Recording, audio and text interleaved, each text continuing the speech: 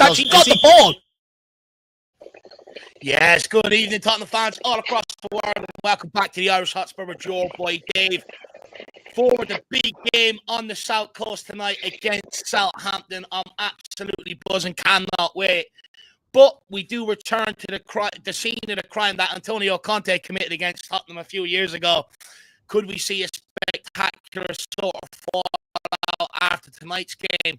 Well, Postecoglou's come out and had his answer on it. However, if we suffer another defeat, all them feelings could go out the window and he could end up doing a U-turn. But I would also argue, I think when a manager comes out, starts calling out his players, it's last roll of the dice. I think it means he's tried absolutely everything internally. So let's see what reaction we get today. But nonetheless, it is a big day for Tottenham Hotspur. We'll go around, ask the boys how they are, bring people in from the comments, and then we'll also give everybody everything they need to know. What we're going to talk about today is a little bit about the game initially, and then we're going to get into, it's hard not to, but Postecoglou's pre-match press conference. A lot said, a lot fallout off the back of it. Fans, some would say he's right to criticise them, some say he's wrong. And then also we'll get into who do we want to see in that anchor role today. A lot of fans are calling for Bergwijn, some are calling for Sarr, and then the rest of that midfield makeup. Looking forward to it, actually. I think my PC may be having a few problems, Dave. I don't know if I'm lagging a little bit, am I? People are saying it's probably me, but go on. Yeah, I'm looking forward to the game today, and I'm still convinced by a 2-0 win, but we have to win today. We have to win. But glad to be here. Thanks for having me first. Thanks for having me here. I appreciate it, Dermo. I appreciate it. It's tough times like this when we're in, to come out and do content, put your face out there. So I really appreciate it. Drew, my man, how are you keeping? Big game today. Yeah, man, really big game. Doing all right. We were chatting a little bit backstage about it being, almost like a must-win, I guess. So I don't know, man. I'm trying to pick the positives out of something. So we'll do what we can today. We'll do what we can. Oh, that we definitely will. Let's wait and see what Tottenham turn up. Big game today. Sam, how are you, my man? Yeah, look, I don't know really how I feel about the game. I'm just we should win. We really should win, and I think that we will. But I think it's going to be tight. And I know we've got Big Dermo on here who likes to predict big wins, but I don't see a big win today. I only see a tight 2, maybe 3-1. But how are you guys? I'm going for a 2-0. I'm not going for anything big. I'm not putting myself out there, Sam. I'm really not. Look, I don't know what you guys think, but Southampton, can you see history repeating itself? It's where the Conte reign then. Drew, I mean, stop you, don't go down to you, Sam. Drew, can you see history repeating itself? Do you think the players have a bit behind them now to get behind Ange and put in a different performance? Do you know what? I don't even want to think about manifesting something like that. As a club, I genuinely don't think that we can go through something like that again. I mean, I'm sure we'll get into Ange and his demeanour recently, especially after the last game and the presser as well. But I can't. I'm not going to allow myself to think that way, because if it does happen, by the end of the day, we're in the absolute mud, in the pits, and it's as low, arguably, as it's been in my recollective lifetime, if that's a phrase I can use. So yeah, I don't even want to go there right now, Dan.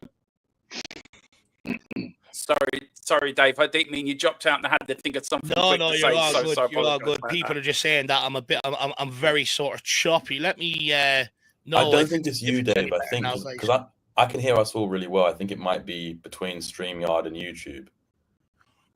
Do you know what, Sam? I think it's the same. Right. I think it is. Okay. Well, look, we'll push with it and see if it sort of sorts itself out. Appreciate the feedback, though, guys. Keep me updated in the chat. But look, we'll welcome some people in the chat, and then we'll get crack on and get straight into it. We're Spurs TV. Good to see you, my man. Says, let's go, Tottenham. We've got Danny Darko Spurs. Oi, come on, you Spurs. Bring it on. No fear, nothing to lose. Embrace the Spurs. Big up, David Jack, and all in the chat. Big up, Danny Darko. Good to see you, my man. We have Brelshaw in the house. Big up, Saints. we've got Spurs. Big up, Adrian. Good to see you. Hopefully you're keeping well, my man. We also have DB in the house. Great to see you, DB. Hopefully you're keeping well, along with the midfielder. We're going to play in the number 6 role today. Again, this is down to a poor summer window with not enough quality brought in. Well, look, we will have that discussion in a while, Darren. Many people are putting out different suggestions out there, but I have my own theory on it, but we'll get into it in just a while, my man. D2 says, big up the Irish Hotspur Army. Good to see you. Hopefully you're keeping well. Chance and Kube, good to see you. This is my favourite YouTubers. Really appreciate that, my man. Very, very kind. We have Wembley 1 says, afternoon, everyone. Would defeat tonight spell the end for Ange? I think it might. I think, look, the writing's on the wall, innit? Regardless of your opinions on the manager, whether you want to go through another manager change or not, I think the writing could very well be on the wall. But look, we'll get into that, Wembley 1. Good to see you in the house. We have Wilson 94. Big up, Dave. Just wanted to see some fight and passion from the players tonight. When times are tough, want someone to show character and take some responsibility. Up the Spurs. And you know what? I think that was our biggest problem against Rangers. I thought the body language from 1 to 11 was quite good, actually, throughout the game. I thought Solanke, Kulusevski, Bergvall coming on made a massive difference. But I had my concerns the other night. Are them players playing for the manager? Are they down in tools? Well, the great Johnny, you see him around YouTube. He was at the game and he caught a clip at the end of the game between Postecoglou and Son, which I'm going to bring up, and we'll see what people think off the back of that. Joe's in the house. He says, is audio skipping for everyone or just me? No, I got my mic sorted out, Marky. I got my mic sorted out. And my PC, by the way. I've got a good PC now. Well, I think it's good anyway. Neil G says, can't be this channel for match day build-up, watch-alongs. Come on, you Spurs. You know what? Really appreciate that, Neil G. Very kind of you. Big up, Wayne Bonner. Howdy, everybody. What happens in the game happens. We're down to our bare bones at the moment, so it's going to be hit and miss. I see Gray having a good game and nicking the 3 points. 3-1 or 3-2 Spurs. Come on, you Spurs. Love the optimism, Wayne. I'll big yourself up. We've got Rabbi in the house. Says, yeah, it seems Dave's computer. Nah, don't worry. It's not the computer. I got a new computer, and that's definitely not the computer. I can tell you that. We've got George Caradas, full moon tonight. Energy was telling me statue Ange getting sacked tonight. Well, look, last roll of the dice, I think. Let's keep it going, though. Make sure I'm not missing anybody here. We've got Element in the house. Says, this is a game that will define Ange's career as a manager. Look, it very well could. You could be spot on there, Vince. Only 2-0, Dermo. What's happened to the 5s and 6s? Look, even Spurs beat down the best of them. That's what I would say. Stephen Wilson says, no Spence. Makes no sense. Well, definitely talking about that. And we've got Artist T. Good to see you. What's the front line? We don't have her. With that front line, we don't have a prayer. Well, it has to be Solanke that has to start tonight. 100%. Big up, Connor. Great to see you. Hopefully you're keeping well. Make sure we're not missing anybody. Dirty Sanchez. Great to see you. And then also, people are saying the audio is horrendous. I'm going to leave this with you guys. I'm going to log out, log back in. Sam, Drew, and Dermo, you take the super chat here. Go on, Dan. You're on mute, Dermo. Right, we've got IXT here with a €5 super chat. Thank you so much, Dave and Jack. Really appreciate your support and help. Please do get your super chats in and pick up your memberships. They're one of the best channels for doing members only content on YouTube. Sam, I'll go with this. What's concerning for me is come Monday night, we could be very easily end up 14th. At that point, does Levy really have any other choice? I'll start with you, Sam, and that. What do you say to IXT? I share the concern. I think everyone kind of shares the same concern. The question for me really is, what does he do if he sacks Ange? Does he bring in Ryan Mason? Does he give it Mila Jedinak? Does he give it to one of the other coaches in the on the bench? I don't know, because there isn't really anyone out there. And I see a lot of people saying if we were a club with any ambition, we'd do what United did and go spend 10 million or whatever on Iraola from Bournemouth. But we're not one of those clubs, and the chances are we aren't going to go out and spend money to get a decent manager out of a job. And on top of that, are any managers going to want to abandon ship sort of midway through the season, especially at Bournemouth, who are doing well? I know people might say, yeah, but it's Bournemouth, and who's not going to jump at the chance to manage a top 6 team, a traditional top 6 team, because as the comment states, we could end up being 14th after today. But look, I think I've been pretty critical of Ange pretty much since that opening 10-game stretch last season. And even in that 10-game stretch, there was a handful of games where we didn't look convincing. And you know, I was concerned with what I was seeing, but we ended up getting the results. The one that springs to mind is Man United at home when we won 2-0, but they had like 20 chances in the first half and just couldn't put the ball in the net. So I have been critical, but now I've got to the point where I think after those comments from the fans after the was it the Bournemouth away game where they were calling him a fat "see you next Tuesday," that actually kind of provoked a fire in me to be like, all right, now I need to get behind Ange. Whether he's the right guy to get behind, I don't know, but I'm willing to give him the chance to see out. And you know, if things don't pick up, we're still in all the cups at the moment. Ask me, you know, after the 19th, after the Man United game, how I'm feeling. I might tell you something completely different. But for now, we're in all the cups. We've got a chance, and you know, we're only a handful of, I think it's 8 points off the top 4. You know, it's doable to get in there. So for now, I don't see the point of sacking Ange personally. No, I mean, Drew. I mean, if he did. Sorry, Dave. Do you want to take over? Sorry, I'm not taking over your show. Sorry. No. Drew, go on. You crack on there because people are saying now it's everybody's audio. So first of all, let me know if my audio is any better now, please. That would be absolutely brilliant. But Drew, you crack on and people let us know how the audio is as we go around. I might have to retake the stream down and restart it. Yeah, I mean, that's pretty much echoed the same. Like, I mean, I think we're all concerned, but I just I don't know where we go. Like, the same problems exist, right? And I know, you know, I'm just repeating what other people have said previously on other shows, and I think even, you know, even some of the mainstream media. Like, what? Like, give me a manager. Give me any manager that's available. There aren't really that many that you would say are even better than this guy. You're not going to pay to get somebody out of a job. Like we just suggested, we're getting to the point now where who really wants to come, because I don't even think Ange was in many people's top 10s.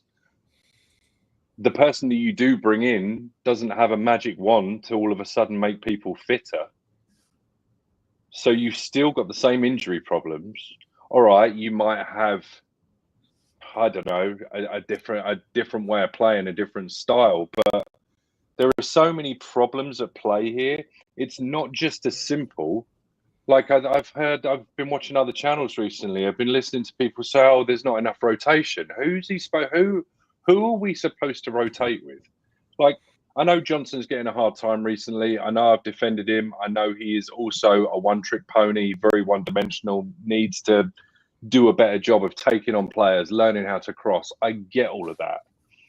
But there is also an argument that he was tracking back and doing some really nice defensive work at the beginning of the season. He was supposed to be rotating with Odegaard. Odegaard's now gone down with a long-term injury. So now Johnson's playing with 70% of a tank, and he's having to pick and choose when to go back and when to go forward. And in isolation, yes, he looks freaking terrible, but the whole team in so many positions are in that situation. I don't know who comes in and makes that any better.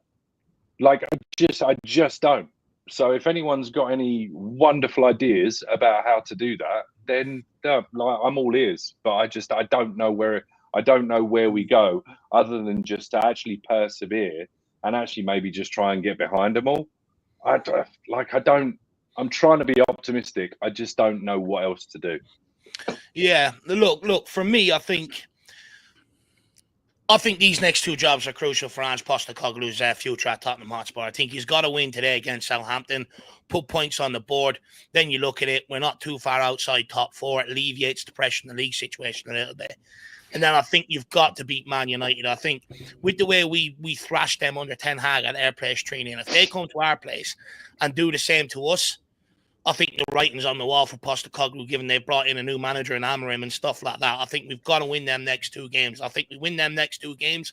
I think it alleviates a lot of the pressure, and I think it gets Ange Postecoglou to the January transfer window. Because when you look at it, I don't think everything is Ange Postecoglou's fault at Tottenham Hotspur.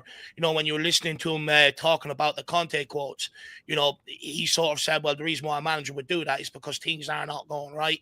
Maybe there was promises weren't kept, etc., etc. So for me, it's a tricky one. But if you lose tonight and you lose the Man United game, I think it leaves the club with no other choice but to get rid of the guy, because I think what I seen against Rangers, I think it's dangerously close to borderline him losing that squad. And I also think calling out the players in that sort of manner, I think if you lose tonight, lose Man United, the writing's on the wall. It means the squad ain't playing for you anymore. You've lost them. Something like that, If you can go and win, then you've got the reaction you've wanted. But calling out your players is the last roll of a dice. No manager wants to do it. They know it's not a very popular move. They always want to deal with things in-house. Now, it feels like to me that Postecoglou looks like a guy that's been beaten up by the press, beaten up by the fans, but also starting to be beaten up by the playing squad. I think he's tried to deal with absolutely everything internally. I think he's not getting the reaction, and that's why he resorted to going out to the press conference and putting players on public blast. And I always, when I saw it, because he's not a guy that usually does that, it's almost like a Conte situation. Don't look at me, guys. That's what I almost felt like, RST. So I think the writing's on the wall. If we don't win these 2 games, I think we're in a perilous position where, and look, where you're staring relegation down the barrel. You're never too good to go down. You go out of the cup, all of a sudden your season's over. And I think Postecoglou knows that. He said it in his pre-match press conference. The next 5 games will make or break Tottenham's season in terms of Southampton, Man United. Then you've got Liverpool, and then you've got a couple of games after Christmas. He said, it can make or break our season. You can either put yourself into a really good position, or your season can be over more or less. So I think he also knows it's approaching that point. But what I will say is, I'm not ready to jump on the ship and just knee-jerk and change manager, because I think when you look at the club as a whole, I think we've had, 14, 15 proper managers, and then outside of that, that's not including interim managers in the 23-year tenureship of ownership. For me, you can't keep blaming the managers. And the thing is, the board actually relatively put up good money to spend. But the problem is, when you're changing project or changing manager every 2 years, which we seem to have a cycle or a history of doing, when that budget comes around, you're looking to make it stretch 5, 6, 7 positions. So you're constantly chasing your tail, trying to cover, the frailties of your squad. And it doesn't matter if you bring in 2, 3 pragmatic managers on the roll. They all have different, players that they want to suit their system and stuff. So you're never, ever going to get a full squad together doing that. At some point, in order to make that money and go, right, there's 2 pieces of quality, you've got to get a manager in the dugout and get his squad to a certain point, so that when you do start having that money to spend, it's spent on 1 or 2 players only, and you can see that injection, you can see that quality heading into the second season. Also, Johan Lang, I don't know why he's evading criticism or stuff at all. He's had 2 windows to deliver here at Tottenham Hotspur, 2 windows where we were under pressure. One in January last season, he brought in Werner and Dragusin. And then over the summer, the only real experienced player he brought in here is Dom Solanke. So it's not all on him. The recruitment team is not working right now. The first season, when we brought in the likes of Vicario, Madison, players like that for Postecoglou, it made a difference. But this summer, we changed tack a little bit. And I know that the plan was to lower the average age of the squad anyway. However, I don't think, Postecoglou's plan was to go all the way down to teenagers.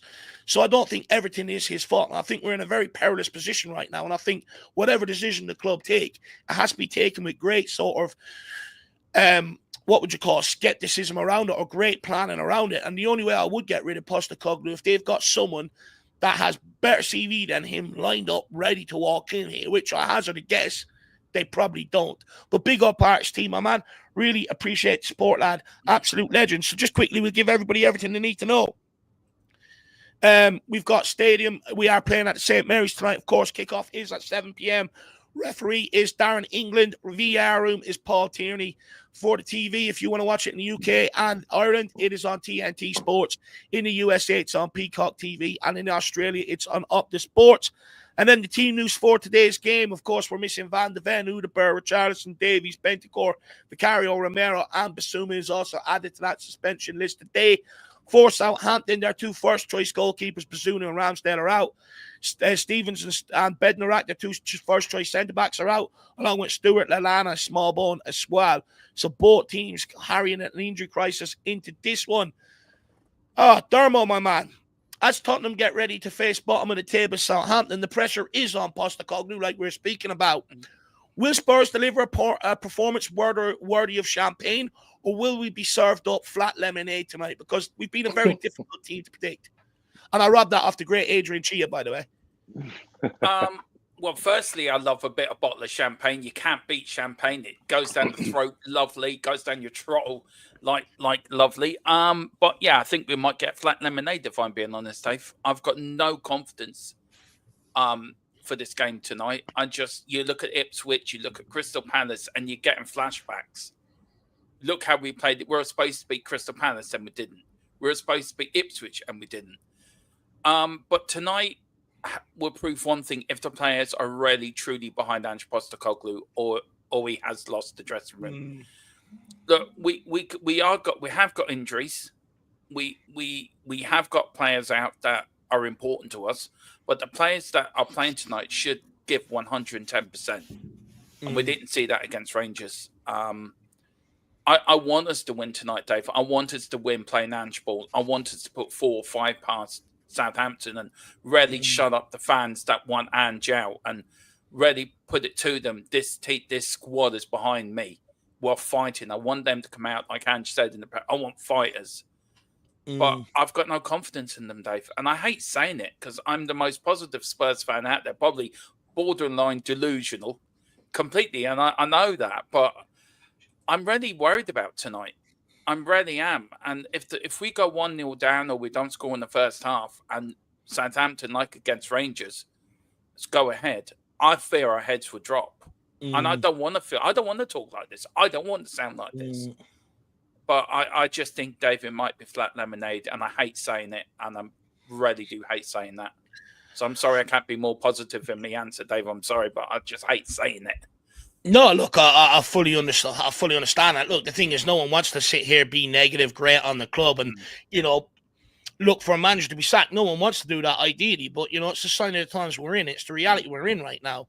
But I do think it comes down to I think the performance levels will come down to whether Postecoglou has the balls to drop in someone like a Spence, someone like a Bergvall in there as well, to shake the lineup up a little bit, because against Rangers, he went with some of the more experienced folks, and he ended up coming out off the back of it, absolutely berating Werner and others the next day in the press conference. So for me, I think if he goes out relying on the same sort of individuals tonight, I think it might actually cause him a few problems. So I think he has to sort of shake that lineup tonight and give some youngsters their opportunity and see how they take it. But let's wait and see.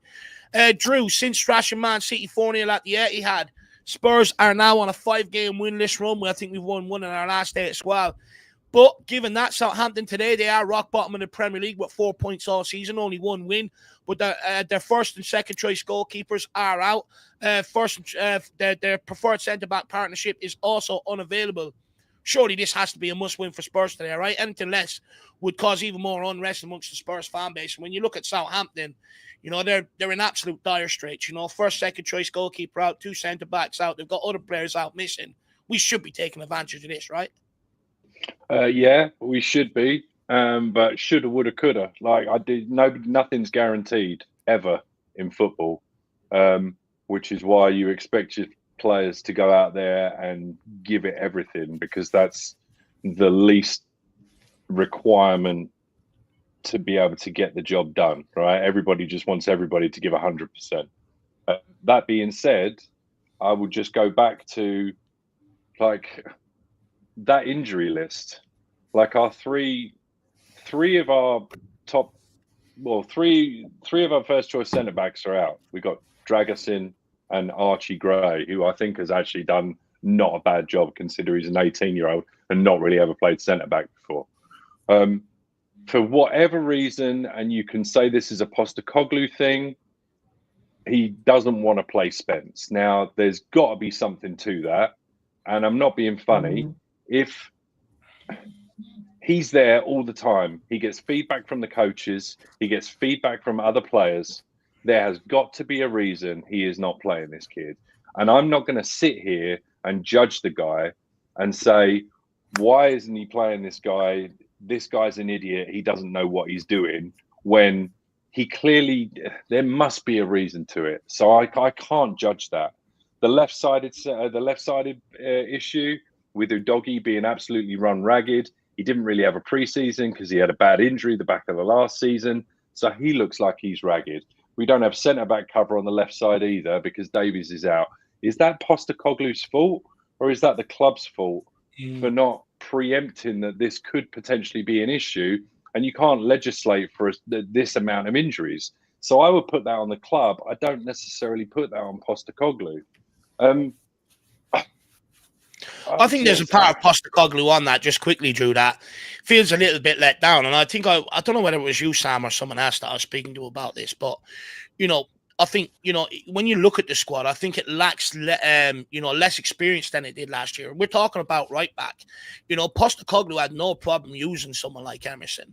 You know what I mean? But we've sold him, and we didn't really go and replace him. And that's why Postecoglou might be hesitant to use Jens Spence, because he doesn't trust him. Me personally, if I'm in his position today, after the performance Porro put in against Rangers, I'm playing Jens Spence. But I do see your side of things. But also, one thing that's not spoke about enough is the guy's had a groin injury for large parts of this season. It's only the last couple of games that he's really been back fit and available for selection. So, let's see how he gets on today. But, the club didn't go out and replace Emerson for Postecoglou. Postecoglou had no problem using him.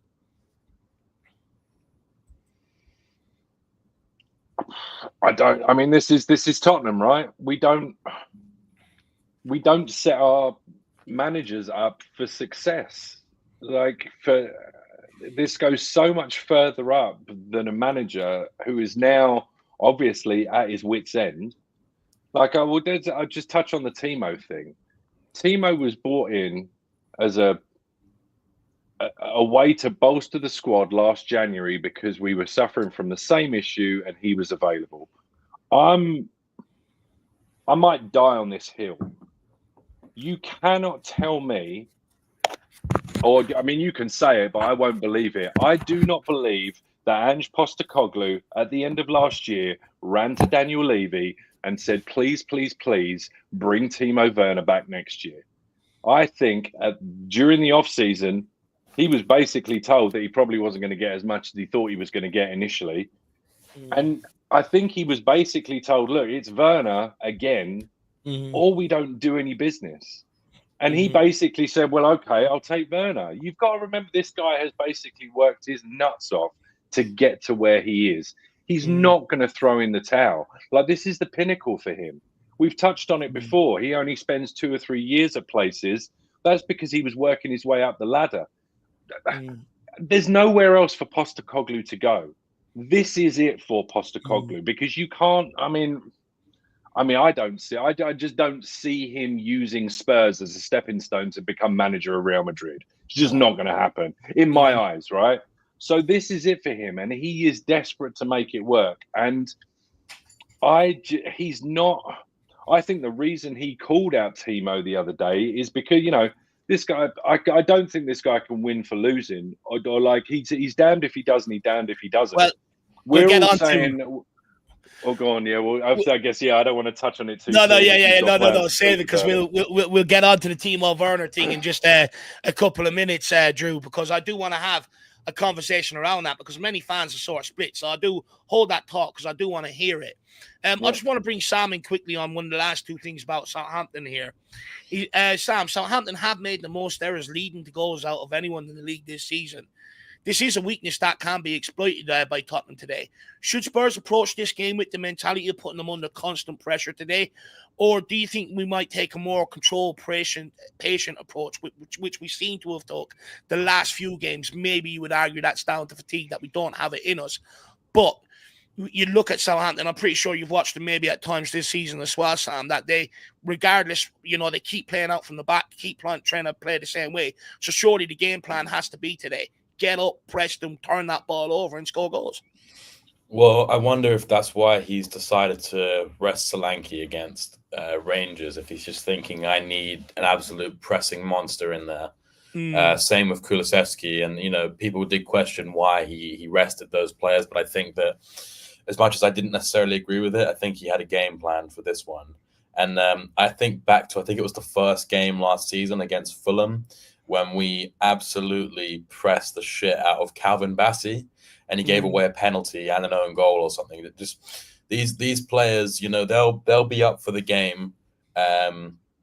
We've got a lot of people that come to Spurs and think we can actually get a result against Tottenham, and they might go into this overconfident, thinking, this actually might be our chance to not only take a scalp, but to actually put some points on the board. And let's be honest, they are crap. Like, I'm sorry to be disrespectful, but they are. And they were on a lot of, before the season even started, they were on a lot of people's sort of list to go back down.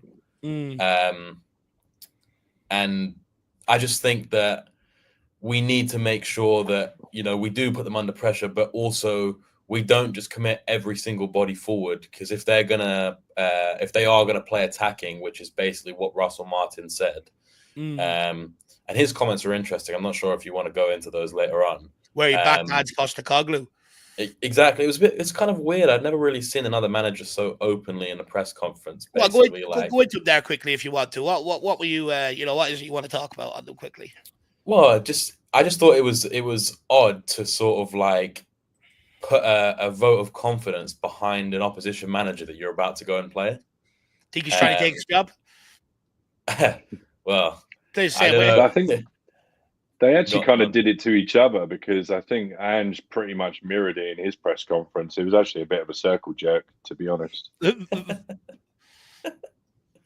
Yeah, for those who didn't see it, he basically just said, like, I really respect and admire Ange. I think people are very quick to knee-jerk when things don't start going right, but he's worked really hard to get here, and he plays his way regardless of the injuries and the voice of the fans and the media sort of against him.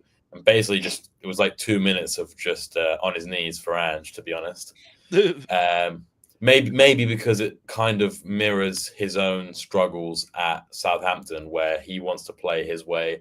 I hear pundits on the likes of TalkSport talking about playing out of the back, and they're saying, if you've not got the players to play out the back, then why'd you do it? And I kind of echo that sentiment, but I also can see the other side of, like, if you've got a system that you want to play, and like, people don't just play out of the back for the sake of playing out the back. It's there to invite players onto you so that you can get in behind them with incisive passing. Unfortunately for Southampton, they don't really have the players to do that. One of their best players is Carl Walker-Peters, and Spurs fans, one of them gone countless times. But yeah, I mean, look, back to the original question about the pressing.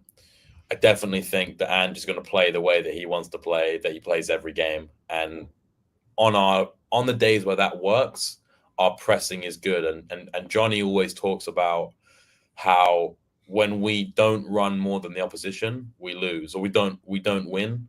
And that will be important today, because, as I said, they're going to be up for it. They're literally fighting, trying to claw themselves out of the depths of despair and relegation again.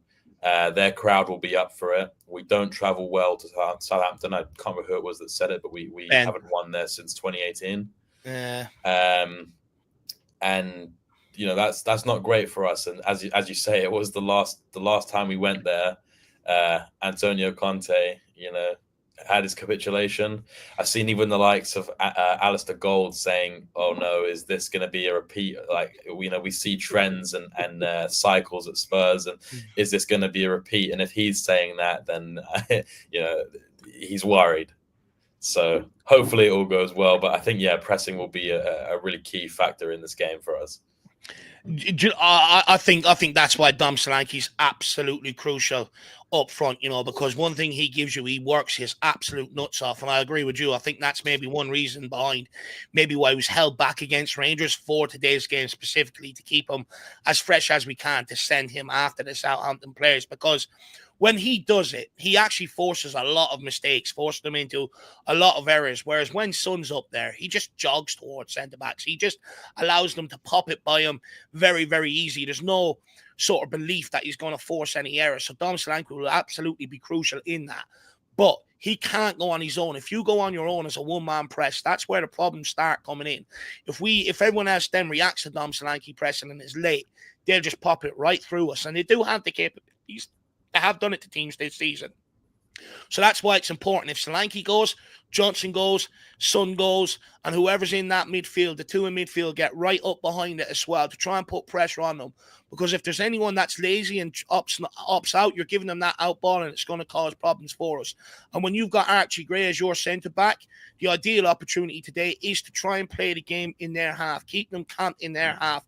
So pressing is going to be absolutely crucial in this game for Tottenham Hotspur. If we end up sitting back eventually somewhere along the line with Archie Gray not being a natural centre-back, it's going to open up chances for Southampton. So today I think it's very crucial we get some energy from somewhere and really go after Southampton. Just quickly though, guys, Sam did mention about the return to the scene of the crime where Antonio Conte basically ripped the arsehole out of this football club, called out absolutely everybody.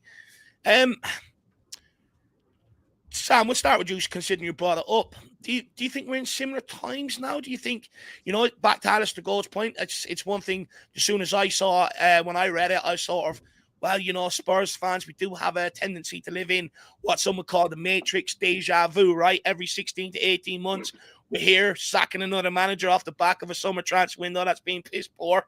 Do you think the same could happen today? I know Postecoglou came out and said, that it's not going to happen, but he said 24 hours before the Rangers game he wouldn't criticize a player publicly, and after he did. I can't remember, other than Poch, I can't remember a manager who has this much credit in the bank. As much as under Conte and Jose, people would say, "Oh, this guy's a proven winner." We've won, what is it, 1 in 8 or something? On the credit in the bank question, just quickly, Sam, do you think that's because he plays the way that Spurs fans prefer to see their football played, in that sort of attacking style? Because whether people like it or not, when we had Antonio Conte here, a lot of the discussions was around, we want to get back to the Spurs way of playing and stuff like that. Do you think that's maybe why he has a bit more credit in the bank than previous managers? To be honest, maybe it's controversial. I don't think that is the reason.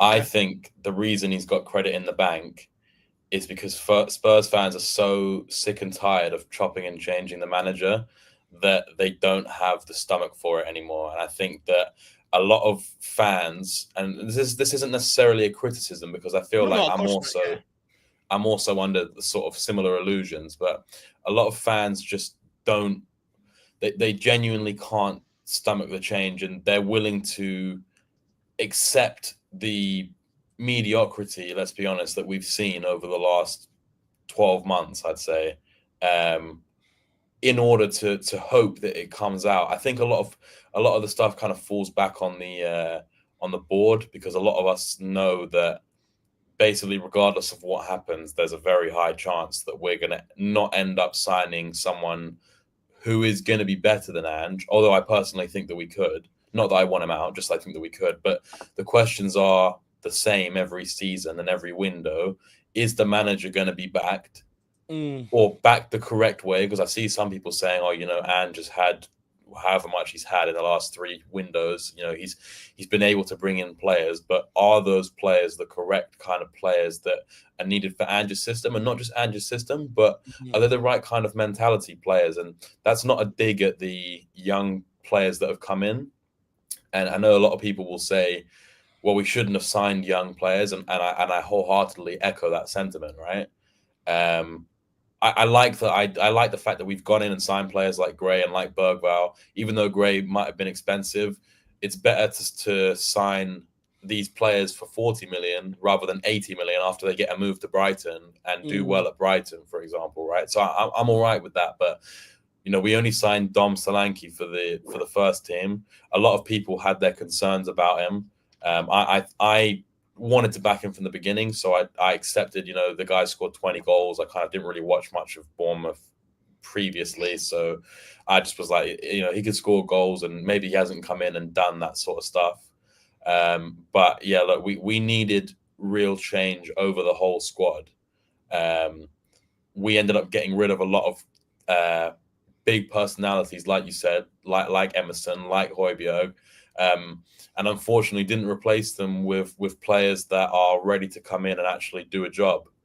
Whether or not the players we brought in have talent, that remains to be seen. I'm not criticizing them on potential, just for the here and the now. But people say we're in a project, and it's not an immediate success-based thing, and that's fine. I just am concerned that obviously we have won 1 in 8, and we seem to get ourselves up for the big games, but not for the smaller ones. And you know, it's kind of completely flipped on what we used to do. And I think that we haven't really shown any real consistency, which is the key word. Well, consistency, and I think all of us seen us sleepwalking into it. You know, I remember sitting there in the summer and saying, I think we're going to have, you know, a lot of inconsistency up and downs because of how young we went in the summer transfer window, and it's transcending now. You know, I've seen us sleepwalking into it, and I think it's okay doing a sort of rebuild, but you also can still rebuild by bringing in young players, but players that are ready for the here and now, that do have experience, you know, at a certain level to be able to come in and help this football team. I just think we got to mismanaged it slightly in the summer. But, you know, do I think Postecoglou could pull a Conte? I think he's very, very close to it. That's what I'm going to say. You know, I think he's very, very close to it. We're going to take some comments here from the chat, and then we're going to kick on. We have Dennis San Earl in the chat says, today we need fighters, not passengers. Couldn't agree more, my man. Absolutely, we need fighters. Ange Ball says, fans are scared of another rebuild. DB says, Kulu got it right after the City game. When a team doesn't care about how we set up, we do well. When a team sets up against us, our style, we fail. I think there's definitely something to that for sure. But I'd also argue, you know, we don't really have the right sort of wingers to be able to go and beat these low block teams, you know, because we don't have wingers that can cross the ball. And I think that's fundamental against these sort of teams, getting down the side of them and putting good balls across the box. And we've got Singularity says, Spurs in relegation form. If we fail to beat Southampton today, well, that'll be what, 1 win in 9. I think it's hard to argue that. Steve Fraser says, I think it's totally different. I never saw a team I wanted to see under Conte, but with Ange, I really have. Fair point. And then we also have King Huddle says, our fan base don't have the stomach for a reset rebuild. That's the issue here. It's a reactive and entitled fan base with no patience whatsoever. And that is our real problem. So King Huddle laying down the law there. And then we've also got Jerry in the house says, the players want him out. We are losing tonight. Well, look, Jerry, it's hard to know what to expect from Tottenham tonight. You know, I think there is a big question hanging around right now, especially after that Rangers game. Are the players playing for Ange Postecoglou? Now, when I seen the state of that first half, I sat there at halftime. My initial reaction is, I think it's some of them players out there, I think he's lost them. I'm not sure they're playing for him. And then when you see them come off, and then you see the likes of Kulu, Solanke come on, and I think that's probably why they were arrested, because I think Postecoglou knows they're still with him, and it did make a difference at the end of the day. So I think that's a fair question to be asked. So that's why I'm going to bring this up from the great Johnny on Twitter. He was at the Rangers game, of course. Now, what this is basically it's full time after the Rangers game.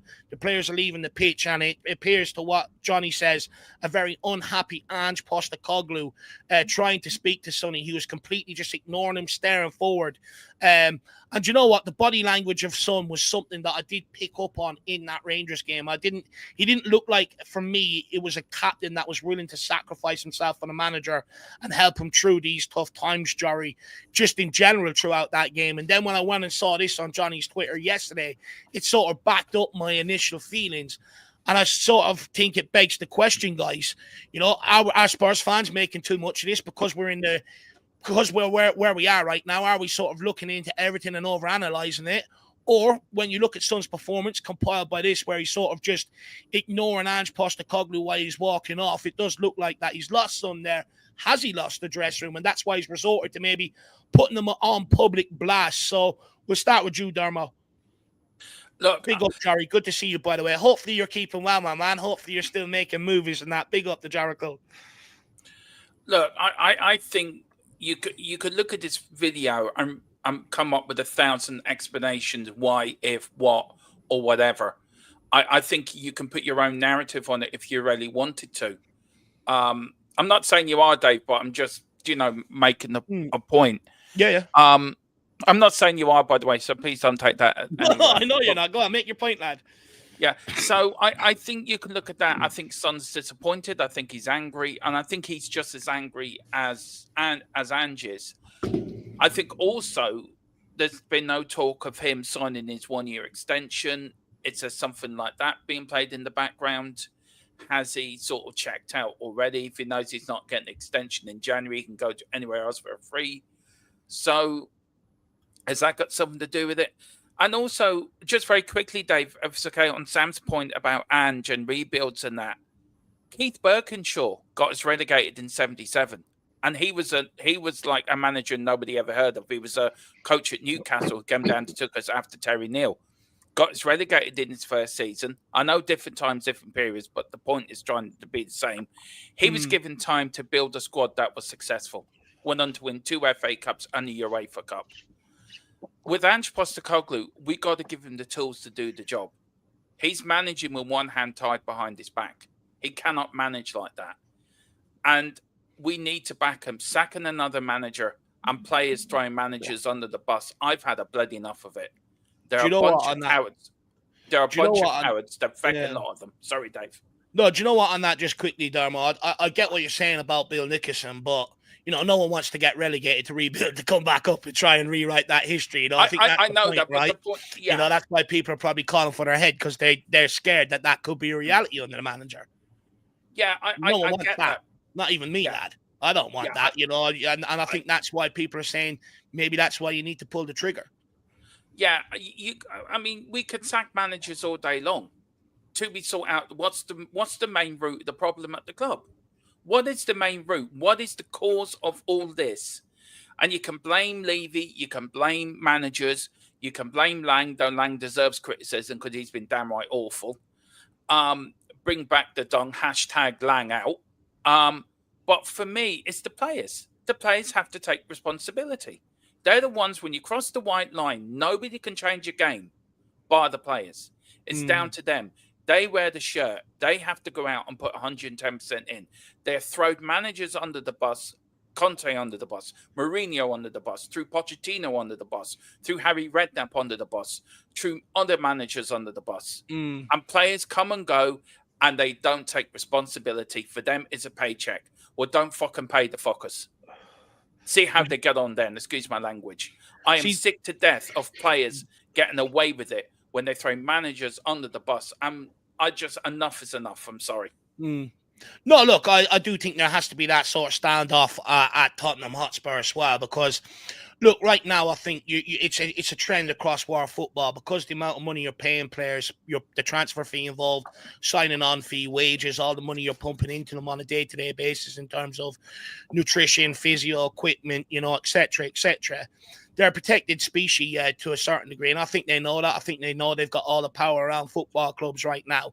But I think at some point at Tottenham Hotspur, I think it's a known thing within footballing circles with players that you go to Tottenham, you will run that club, Take yourself back to players running up to get Nuno sacked. Look where Nuno is today with Forest. Look what he went out to Saudi when done. He ended up winning the trophy out there. They also had the power to go and get someone like Jose Mourinho sacked with 26 honours to his name in the game, if not more. It's power to go and Conte ended up getting himself sacked, but let's be honest, they threw him under the bus a long time before that. They had the power to go and get someone like him sacked who has, 8 or 9 honours to his name. Same with Ange Postecoglou. And at some point, that culture has to stop at Tottenham Hotspur. You look at Man City, them players don't have the power to get Pep Guardiola sacked. And that's what you need back at Tottenham Hotspur. And that's what you need back in football in general. You need managers with a bit more control if you really want to go on and be successful, because I think players are absolutely taking the piss with it, to be quite frank. And especially at Tottenham Hotspur, the minute you need them to try hard to really sacrifice and try and, come together and get something over the line, they don't. Them players spoke about wanting to win trophies. James Maddison, look how inconsistent the fucker's been this season.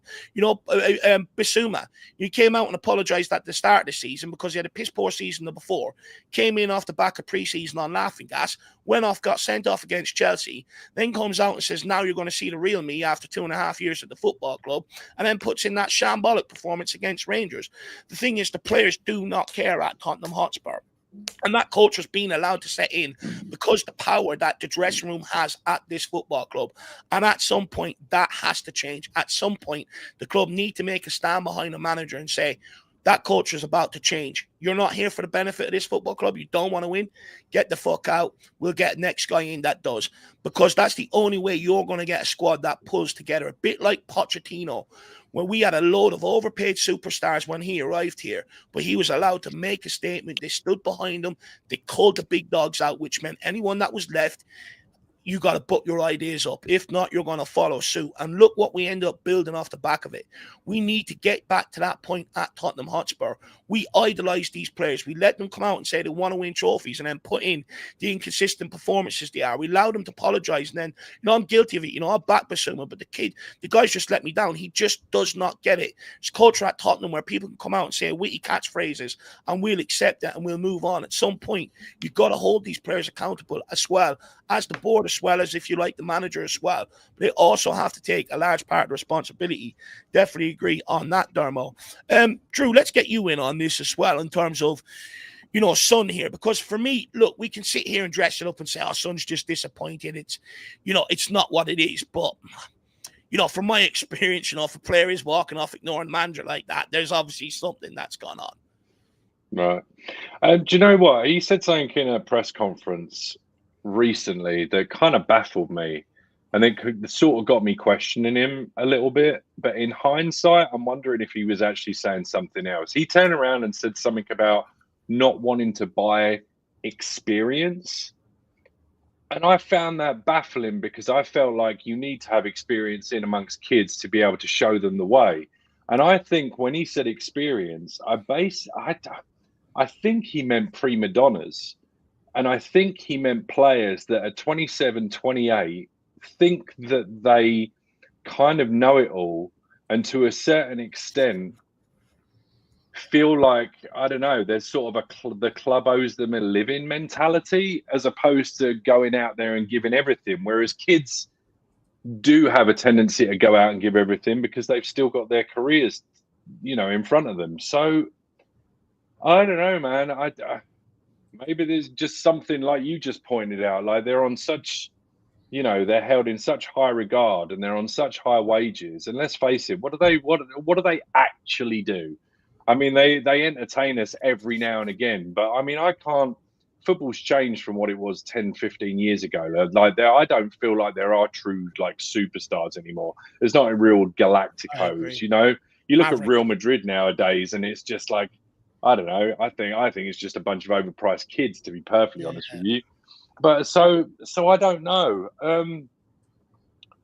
I just, as I say, I just think there are so many problems, and the problem is at the moment that the problems are compounding the problems. Do you know what I mean? It's not just that we have an injury crisis, but everything else is working and we're all on the same page. It's that we've got an injury crisis and we don't appear to have a transfer strategy, and we're not playing very well on the pitch. And, the fan base is split because it's Ange in, Ange out. Plus, you've got to caveat that with the fact that,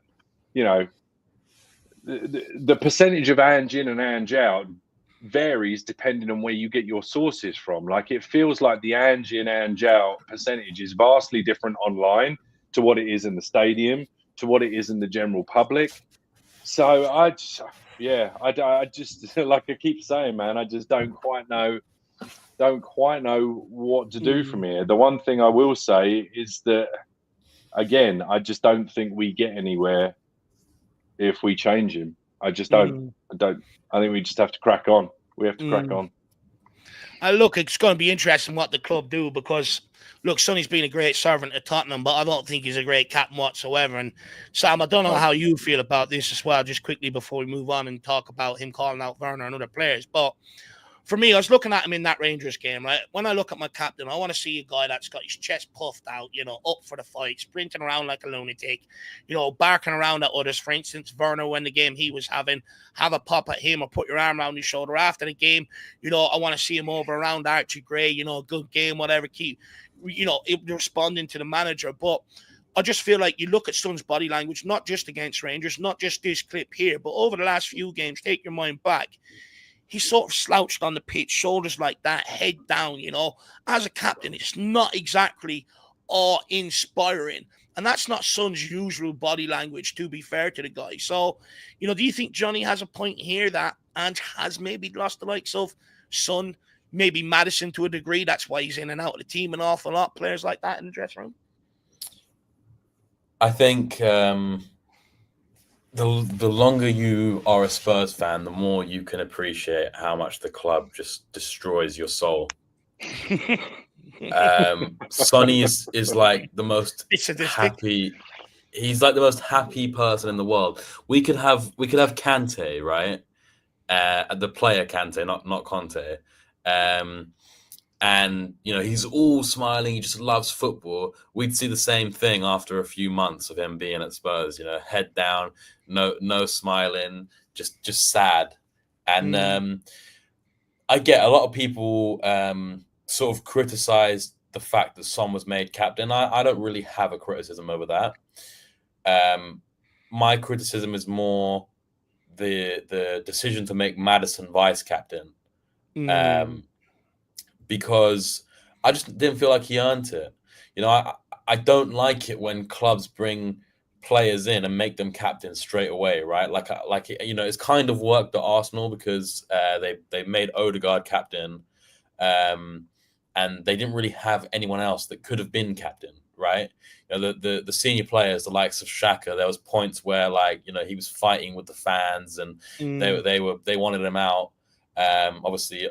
Ironically, he's gone to the Bundesliga and has been, a standout player out there. But I just think that with Maddison, and it kind of feeds into this whole narrative about Maddison's ego, right? He thinks I'm the big I am. And we see that in a lot of his performances and a lot of his antics on and off the field, right? Like, another video that Johnny put up was the free kick debacle where Son goes over to Maddison to say, I'd like this free kick. And, we've all seen that free kick that Son had for South Korea, right? From pretty much the same angle. And what I thought was the most strange about that is that Maddison said, no, you can't have it, and then proceeded to do a short free kick routine. Which I thought was just strange. But, we see in that video that Dragusin also comes over to kind of calm it down a little bit. We don't know what was said. We don't know if he's just gone over to see what's happening or to get some instruction of where to run. But as Derma said, you can kind of extrapolate any kind of scenario from these videos as you see fit to fit whatever kind of narrative you want to push or that you feel is correct. With Sonny, my problem is we're not playing to his strengths. And as a Spurs and England fan, it's a tough life when you feel like you should be doing better than you are. And one of the main criticisms that I had for Southgate when he was managing England was he never played to the strengths of Kane, right? And I think that always sort of gained Kane criticism from the media and from rival fans who didn't quite understand what Kane could do. And that is, they're always like, why is he dropping so deep? But when Kane drops deep, and this is a criticism that I had about Solanke dropping deep, because I don't feel like he is as effective, he needs runners in behind. And pretty much for as long as I can remember, that has been Son's job, right? Stand on the last man of the defense, wait for that ball over the top. And, you know, towards the last few years of that Kane-Son partnership, it was instinctual. You know, Son knew, even before the ball landed at Kane's feet, I start running, the ball's going to come through Kane, he's just going to flick it over the top, and I'm in against the defense with limited sort of opposition. And the only sort of thing that I'll say to caveat that in defense of Ange is that teams, I can't remember teams sitting so defensive against us in previous years before Ange has come in. Like, yes, you're always going to come up against a low block team, right? But there was this whole shift in strategy to playing Spurs where it was like, if you sit every single player behind the ball and just counter-attack, you know, you play into the space over the fullbacks because they're getting caught out trying to push up and pen us in. And one mistake means that, you know, there's 60 yards of pitch that you can play a ball into. It doesn't even need to be a great ball. It just needs to go into that space and your pacey winger will get onto it. Yeah. I think that Son is a captain that leads by example, right? And not being able to play to his own strengths. And I don't buy into the criticism, a lot of the criticism of Son, you know, people saying, he's not a striker. He's never been a striker. Well, it's like, well, he did get 17 goals and 10 assists last season. And it's like, Son can't play on the wing. He's a terrible winger. And it's like, but he always played on the wing before. It's just the role that he's being asked to play doesn't quite suit him. And people say he can't take on his man, he can't do this, he can't do that. But I actually disagree because I do see moments in the game where he does beat his man. And he does take players on. But it's just a case of when you're doing the same thing over and over again, the same kind of patterns of play, it does become easy for the opposition to read. Whether or not you're an Ange fan or not, I think you have to accept that. If you're not going to switch up the way that you play and you don't have players like a Doku, for example, who's going to do 5,000 step overs, you know, an elastico, try and do like a Rabona to beat someone or whatever, then you're just basically running in a straight line. And, you know, we all criticize Johnson for that. And then it's just a case of if I just get in the way, there's not much that's going on. And we don't really put the ball in to Solanke, who is between the post striker. And that's, you know, a lot of where his joy came for Bournemouth was playing in between the posts, which is what a lot of us saw with Dele Alli as well. You know, when he was in there, all the pundits used to say, I think it was Gerrard who said it, I just love the way that he just makes that run into the box and he's just in between the posts for when the ball's there and he just does what he needs to do. I don't see who could come in and be a better captain than Son right now, because every time Son's been out of the team, the likes of Romero have been captain, the likes of Maddison have been captain, Vicario's been captain, and the same results still happen. So I don't really know where we go from here. I think he needs to strip Maddison of the vice captaincy. I think that's the main thing for me. And I probably give it to Kulusevski, because I think that you give Kulu that little bit of extra responsibility, and I think you'll see him take it up another level even more. And you know, from all accounts, Kulusevski has been our best player this season. And even if he's not been consistent the last few games, he's been our most consistent player. I agree with that. When you listen to some of the press conferences and interviews he's given this year, he's saying all the right things. You know, I'd argue he's probably the only one that's actually showing some vocal leadership right now through this situation. I think all the captains have gone hiding. James Maddison, I mean, I'm not surprised he's so inconsistent. Every time I turn on YouTube now, he's on a different fucking channel doing some sort of stupid video. You know, that's part of his problem. I would urge him, stop doing all that. Cut that out of your life. You clearly can't handle it. It's affecting your football. Just concentrate on your game. But when it comes to Sonny, look, I tried to make this point, you know, when everyone was saying just that Harry Kane, someone lead this club forward. It's like, football's not that easy. You know, scoring goals is the hardest thing to do in football. It's the partnership. It's the link-up play. Kane absorbs all the balls coming in. He's the first point of contact, which frees Son up to do what he does best, make them incredible runs with that deadly finish, or, you know, get on the ball, cut inside and unleash them deadly shots.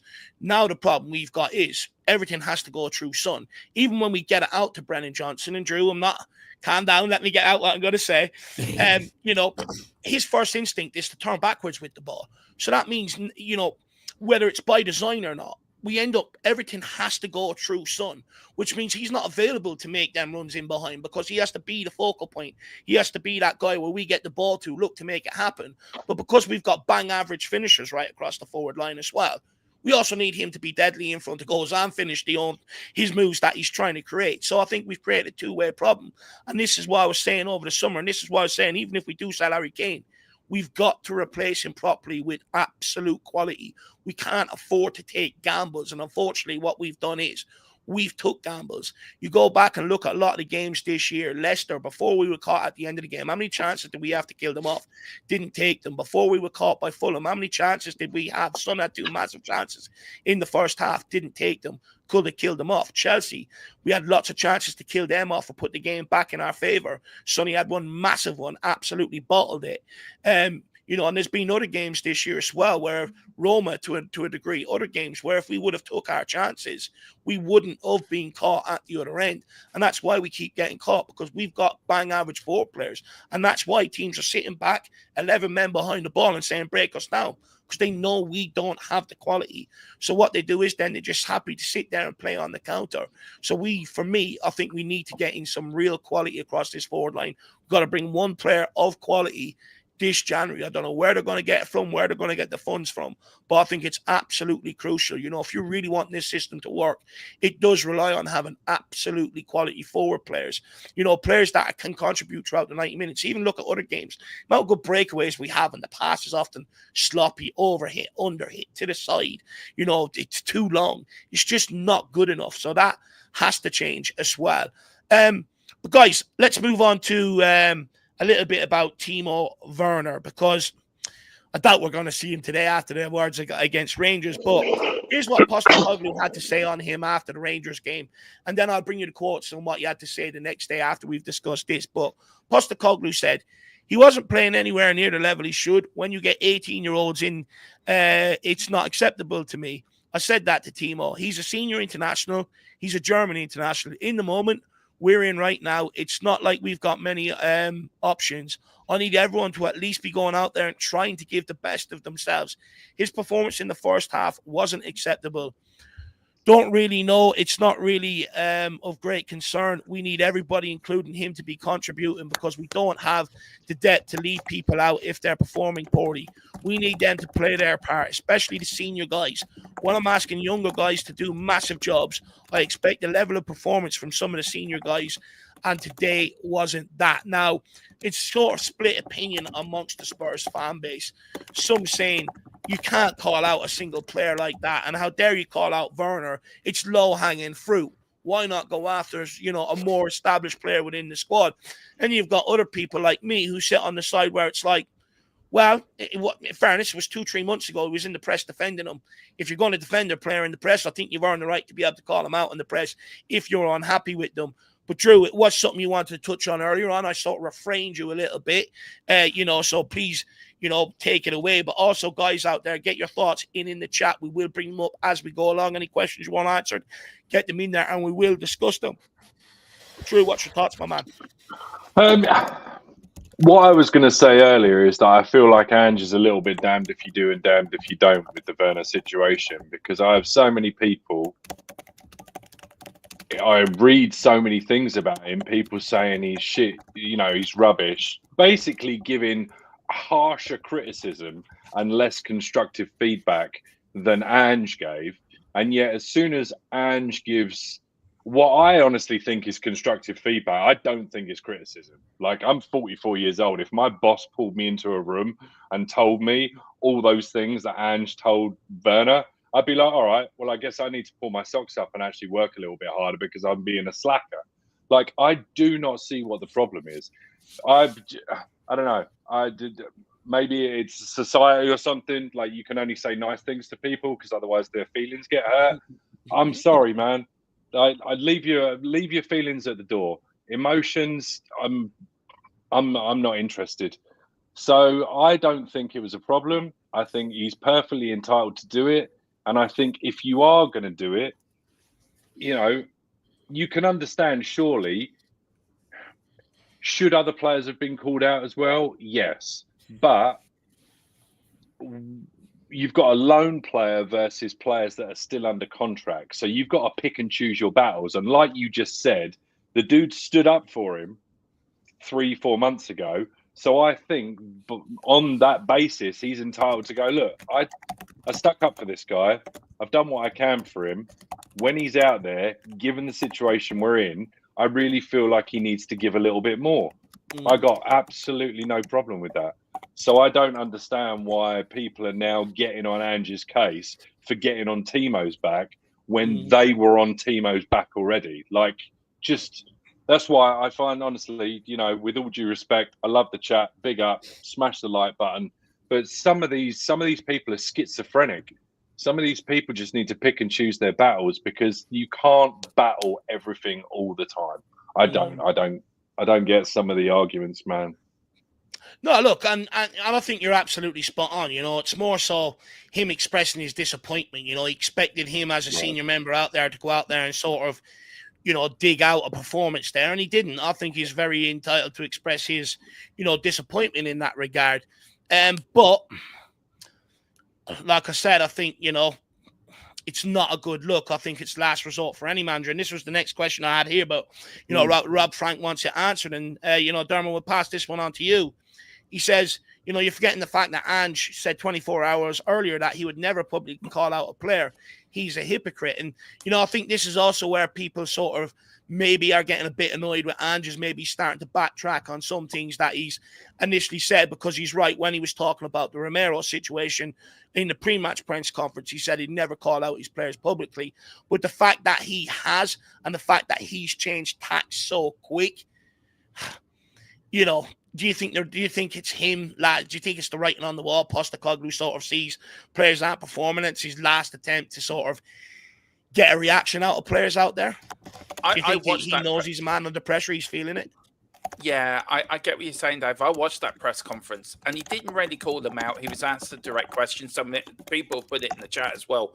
He didn't call them out. He was asked a question. He answered the question honestly. There's no point. The one thing with Ange, he's very honest with our fans. And maybe some fans don't like the honesty he comes out with. Maybe they don't like it. But Werner was woeful. He wasn't sugarcoating it. He was right. He said about bruised egos. I think he's absolutely spot on. They've got 15 fit players. He's got no time for shrinking violets, or no time for people wanting their egos sort of stroked. Why Werner, Darmo? Why Werner? Some was absolutely useless. He's your captain. He was absolutely atrocious. Brennan Johnson went hiding. Basuma was crap. Porro was absolutely useless. Why Werner? I think you could probably pick a number of players, and I think Werner was the easiest one. As Drew said, he's a lone player, and I think you could have picked a number of players. But look, he was also, sorry, just to touch on, he was specifically asked about Anne. He was specifically asked about Timo, like you just said. So you're not then going to stray off and go, oh, by the way, he was crap. And by the way, he was crap. And by the way, he was... I think between the lines, you kind of get the gist that everybody had a bad game. Yeah, and he's right when he says that he's got no time for egos. He's spot on with that. And this is the likes of Sonny being, I was about to say Sam being Spurs captain. I wish you were, Sam. You throw a bit more fight with Drew as your vice captain. And Dave as the manager. I think the three of you would turn it up a little bit. But I feel Ange is fighting for his managerial life at Tottenham now. Yeah. And look, Dave, I'm 43 years seeing this club. And Sam made a comment. I put it in the private chat. After 43 years, it does turn you grey and you do lose your soul. So you've got all this to look forward to, lads. All you young lads. I mean, me and Drew have seen it all before. I mean, I'll take that. But I've seen a lot worse. This is the thing, I'm looking at it now. I've seen it worse. I've seen it in the 90s, early 90s, it wasn't great. I keep going back to the time when Nelly went out of existence as a football club. That's stress. That's being stressful when you know that you might not have a football club to support. That's stressful. This is a walk in a fucking park compared to that. And I think players are very different. I think Drew or Sam hit the nail on the head. One of you, I can't remember. But football is so different now than it was back then. There's no men. There's no leaders. They're all egos. They're all shrinking violets. They're all, you can't say anything to me because I'll just go to the chairman. You wouldn't get that under Graham Roberts or Steve Perriman or Ozzy Ardiles or Glenn Hoddle or Gary Mabbutt or Paul Gascoigne or any of them players in the 80s and 90s, even Robbie Keane. Robbie Keane would thump you one like he did with the Dutch player, which the name goes over my head. Davids. You know, he wouldn't go to Alan Sugar, I want this manager out. He sorted out the dressing room there and then. He was captain. He acted like a captain. Steve Perriman, I played it and pull his weight. Graham Roberts, play wouldn't pull their weight. They would literally get them by the scruff of the neck and put them up against the wall. See, the difference there, though, Dermo, the difference there, though, is we're talking about dressing rooms that have players that have come through the academy, that love the club, that support the club. You look at our recent dressing rooms that keep throwing managers under the bus, don't really have any homegrown players in there that absolutely love this club or enough of them. You know, that's why I think it's very important that the current crop that come through that have won stuff last year, that you genuinely try to develop 3 or 4 and bring them through and have that core in the dressing room, a core that love this club, that support this club, that, you know, are fans of this football club, because then, because of their love and passion for this football club, like you said with others, they'll keep them in check, they'll keep them in line. And the likes of Roberts and Gary Mabbutt and players Gascoigne and Paul Allen, Paul Stewart, Robbie Keane, players like that, they didn't come through the Spurs Academy. They were bought in. But they were proud to wear the shirt. The cockerel meant something. The cockerel Robbie Keane came in, you had Ledley King and that in the dressing room. That's the point, Dermo, you know. Yeah, I know. There is a point. But also, I get your point. But also, if you buy a player in, he can also buy into the club. He can also buy into the philosophy. He can also buy into what it means and learn off these people that are at the club and still use it. And the crest you're wearing in your jumper, Dave, the crest you're wearing, Sam, on your, it means something to us. It means something that Andrew as well and myself, that we will go through a brick wall. It doesn't mean you can do it if you're brought in. But players today don't care. It's all about the next paycheck. It's all about, oh, if this manager doesn't like me, we'd get in the sack. Football has gone back crazy. And it's not a game I recognise, and it's not a game I know anymore because it's so out there. And Timo Werner, for me, please, for the love of God, if anything is holy, just go back to Germany in January. Just do us all a favour and just go. We don't want you at the club anymore. We don't like you. We don't think you're any good. And if you're on the way, if you find a wee donkey and Joseph, just go with them. Go to Bethlehem. Just stay there and sit in the shed and sit with the 3 wise men and the shepherds. Just go there. Please just leave. For the love of God, leave. Well, Sam, do you want to say something there? Yeah, I just wanted to...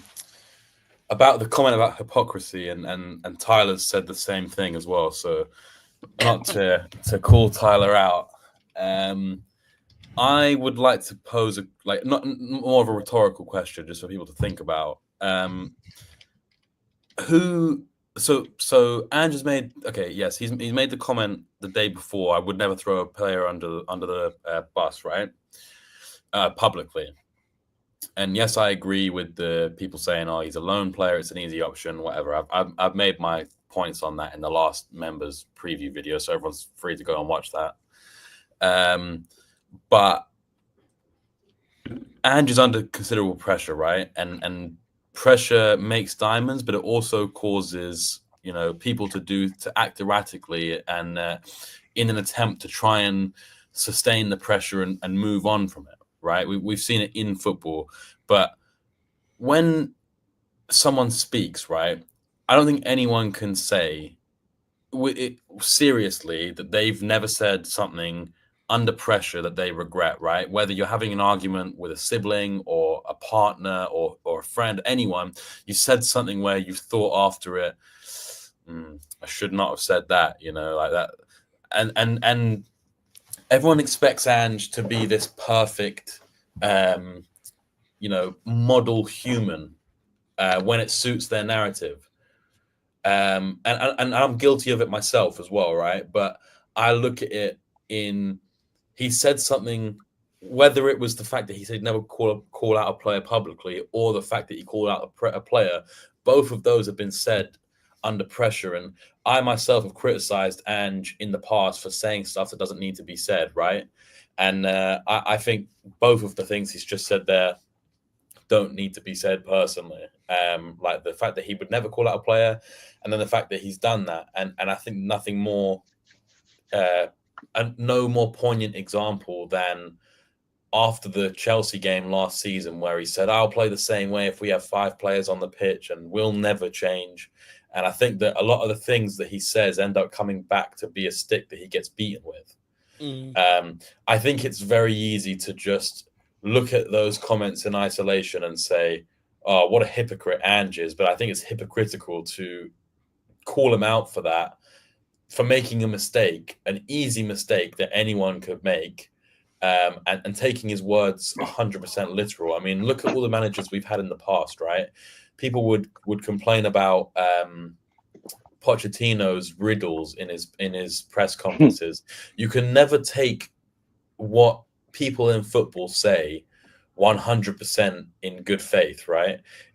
There's always some sort of hidden ulterior motive, you know, whether he's calling out Timo because he thinks Timo is shit, or whether he's calling out Timo because he never wanted him to be signed in the first place, or he's calling out Timo because he wants the other players to think, oh, that could be me next. And that's, you know, to put it back to the game today, we're going to find out whether that was a crucial mistake or not, because we've seen year after year, team after team, player after player, these players or players at Spurs basically down tools after the going gets tough. You know, the saying is, when the going gets tough, tough people get going. But, you know, for here, it's when the going gets tough, weak mentalities drop tools, and throw managers under the bus. And we have seen it over and over again. And whether I think that Ange is the correct manager for the board, the players, and the fans to get behind, he's here. So what the fuck are we doing if we're not getting behind him? I mean, there's just no point, and we might as well sack him now, and not just sack it now, but we might as well start supporting another football club, because it will never change if we can't force the change ourselves. And I don't mean necessarily going to protests and, you know, making Levy's life a living hell, like I've seen a few other channels sort of suggesting that we do, which I wholeheartedly don't agree with.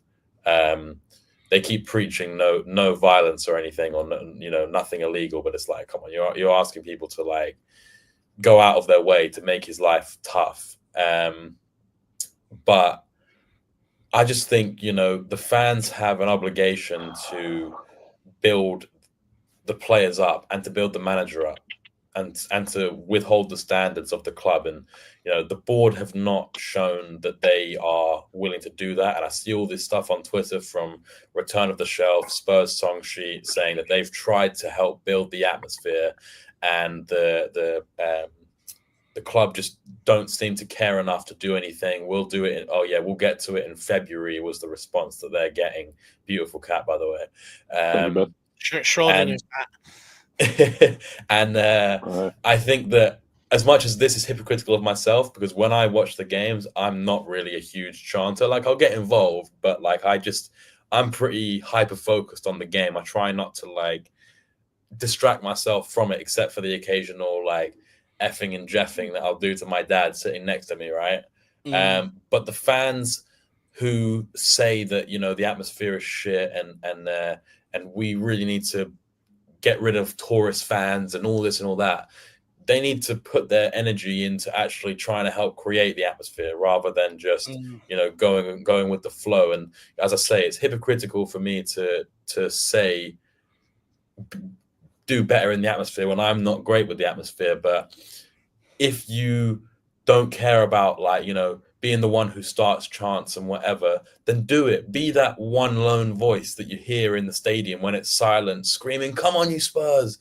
You know, even if you're swearing and, you know, maybe not being the most positive, you need to start building the sound up, because you'll create a reaction from someone else. And I just think that us fans, you know, we are one of the problems with how split we are. And until we can become unified, even if it's only in part, then nothing is going to change, unfortunately, because I don't see the club selling it just because a few people start being mean to Daniel Levy. You know what I mean? Like, he'll just sack the manager, and if he really needs to, he'll stop going to the games or whatever. But ultimately, he is the owner, and he's not going to sell for anything less than what he feels the club is worth to him. And if that doesn't happen, then he'll be here forever until he dies.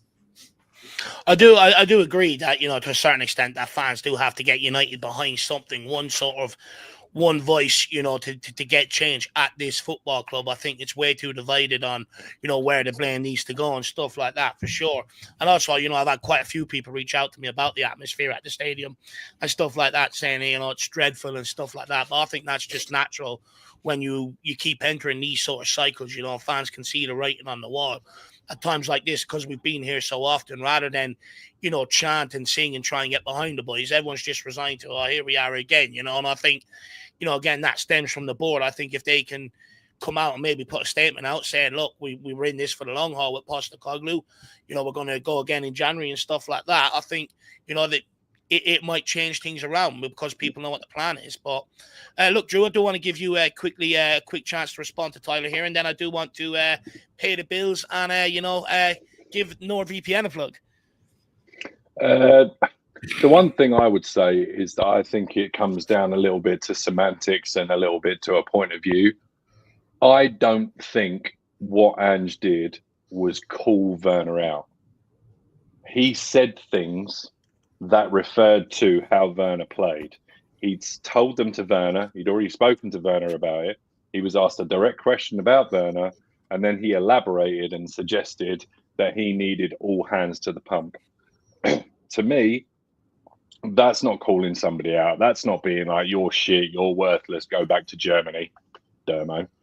But stand by that. I mean, and that's fair enough. But I genuinely, if you thought that was really, really harsh criticism, and they're Werner, then I think there's a little bit of a snowflake thing with that. I just think he said what he said. I don't think there's a problem with it. But that might be me being a 45-year-old grumpy bastard, and that because when I was growing up, that's what you were told.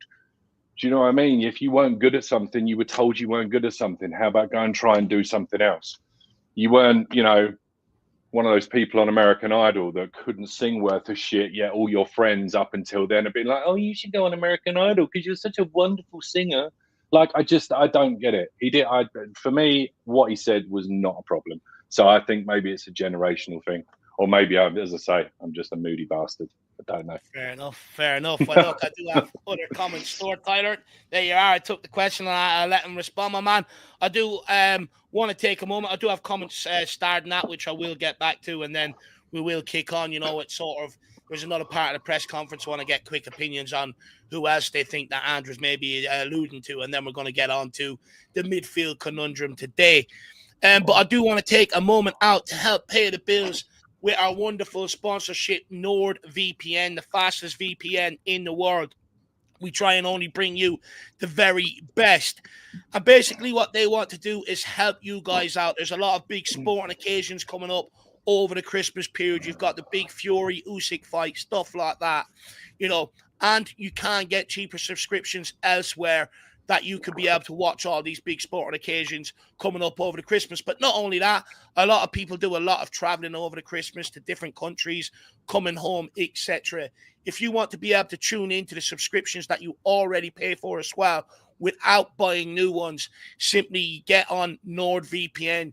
Basically what NordVPN does, it allows you to change your location. So if you're traveling, which is the season 4, back to the country that you come from, you can sign into all your subscriptions and still feel like you're at home while you're in, feel like you're at basically home away from home is what I call it. You're bringing your home to your old home, basically. So that's what NordVPN helps you do, and it's simple. It just changes your location. But the big thing as well is no buffering. It's up to 10 devices as well, so you can put it on your laptop, your tablet, and basically all your family can also use it if they need to. They're not greedy whatsoever. So fair play to NordVPN on that. That's absolutely brilliant. And then also when you look at NordVPN, people worry about bank details and stuff like that, well, it's absolutely secure. That's one of their big things that they're proud of over there, is the cyber security that they give you, because when you are signed into public Wi-Fi's and all that sort of jazz, it does leave you open to getting exposed with your bank details and that. But having NordVPN, it makes sure all of that is secure. So sorry about that. So not only, you know, can you watch your TV subscriptions, shop around for cheaper subscriptions, but also if you want to go shopping, it secures your bank details and you can do it knowing that you are safe. So one NordVPN, like I said, for 10 devices, cyber premium security for the price of a cup of coffee per month. And I think it's absolutely brilliant. So guys, make sure you get on it. The link is in the description below, or it is pinned in the chat here. And basically just click on nordvpn.com. I've done all the work for you. It'll bring you over there. Basically, you get 4 extra months on the 2-year plan, or there are other short-term plans there. Whatever you decide, whatever you need, make sure you hop on it and get it. There's no risk with Nord's 30-day money back guarantee either. So make sure you get on it. The link is in the podcast description below and pinned in the chat, like I said.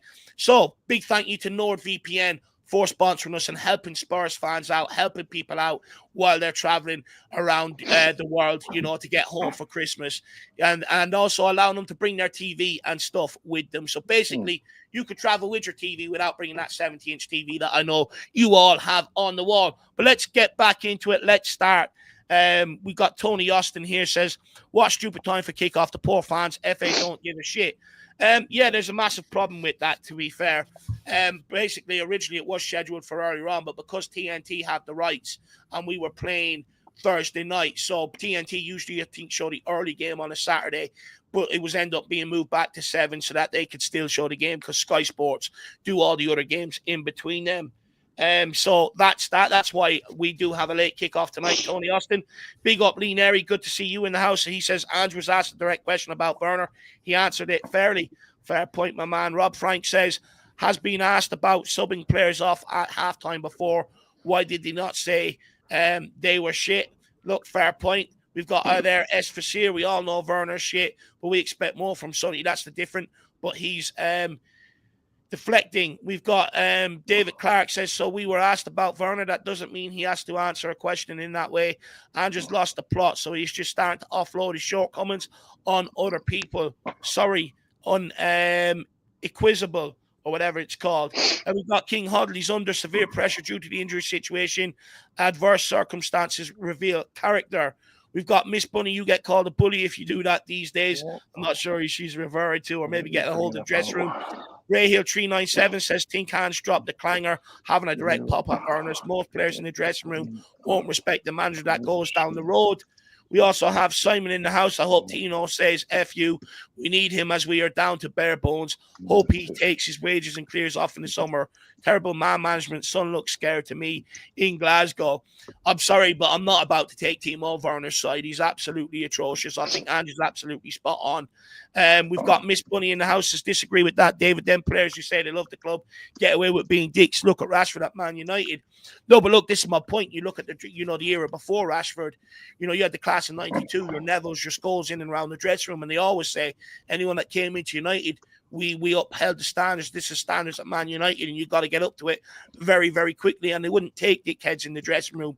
With Rashford coming through, the dressing room was mainly controlled by the likes of Paul Pogba and players like that, players that weren't necessarily Man United. Paul Pogba, I know he came through the Man United academy, but he left there in his young age. But you had outsiders controlling the dressing room, and that's part of the problem. When you've got young lads coming through, it's very easy for them to get sucked up with it. But what you need is a core coming through that will hold standards in that dressing room. We've got Ray Hill says it's easy to blame Werner. He takes the focus off an awful form the team is in. Injuries are, of course, some of the reason. However, the system he employs leaves us so wide open and very vulnerable. Aaron Caban says calling Werner out was a cheap shot. He was shit on Thursday, but so was Johnson, Son, and others who don't want to work off the ball. Lazy mentality. Big up Scotty Hynam. Good to see you. Big up Mr. Edwardson. Good to see you. And then we've got Brian Dempsey in the house, and he says, good afternoon, Dave. Long time. And good afternoon to the panel. Missing Jacko. We need to win tonight, and United, or the outlook doesn't look well. Come on, you Spurs. big up Brian Dempsey. Good to see you, my man. Really appreciate the longevity of support. 27 months is absolutely incredible. First of all, hopefully life has been treating you well, my man. Hopefully you're doing well. As you can hear at me, I think I'm starting to come down with something. I've got a bit of a chesty cough. My throat is a bit sore and stuff like that. So I'm doing all right now. I'm holding up, but I could do with Jack getting back. He is away visiting his sister this weekend. So we're trying to give him the whole weekend off so we can enjoy a bit of the festive period with her. So I'm trying to do things on my own here, making hames of it. But there you are. We're trying our best here. But big up, Brian. And look, we definitely need a win tonight. I think if you don't win tonight, I think you might have a few that will hang on behind Ange for the cup game. And I think if you lose that, I think he's toast. I think he loses all support from the fans. And that Man United game is at home. And I think with protests organised for the next game after that, I think there'll be a lot of noise made after that game that I think will end up getting Ange Postecoglou sacked. So I think he really needs to win these next two games, Brian Dempsey, to really save his job. But not only that, calm some of the pressure down around them. But big up, Brian. Let me know in the chat how you've been, buddy. Good to see you in the house. But look, let's keep moving, guys.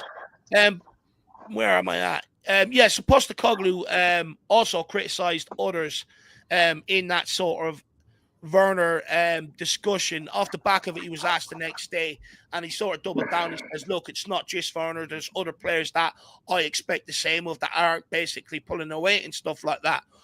What other players do we think Postecoglou is referring to? Whoever has a player that is strong in their mind, feel free to take it away. Anyone?